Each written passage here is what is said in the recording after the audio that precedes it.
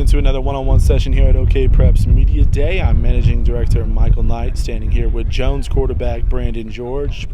Brandon was one of our Player of the Year candidates last year after a superb junior season.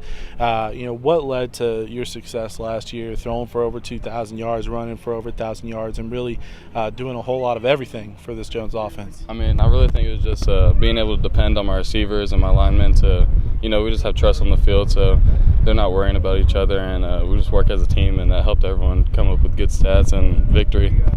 What's it like as a quarterback throwing it to a guy like Sean? I remember watching you in the first game last year out in Choctaw, and it seemed like there was a couple times where you got in trouble and you just flung it in his direction. Oh, yeah. Didn't really care what the defense was doing, just throw it over towards him, right. And he came down with it. What's it like playing with a guy like that? It's amazing because, whenever I'm in a tough situation, that's a guy I trust, and he trusts me. He's always in the spot that I need him to be at, and our timing is down. We're always doing off-season work together, so, it's amazing having something like that. We have really good chemistry on the field. You participated in a national quarterback challenge earlier this spring. How was that competing against some of the best quarterbacks in the country? It was an amazing experience. All of them had really no names, and I was an underdog. No one really knew me, so I got to put myself out there with the best in the country, and that's what I want to do. So.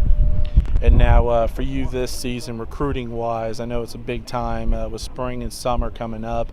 What schools are talking to you the most right now? I know you have several Division I offers already. What schools are talking to you the most, and have you started to narrow them down or found a deadline to start narrowing down these schools? Yeah, I want to commit before my season starts.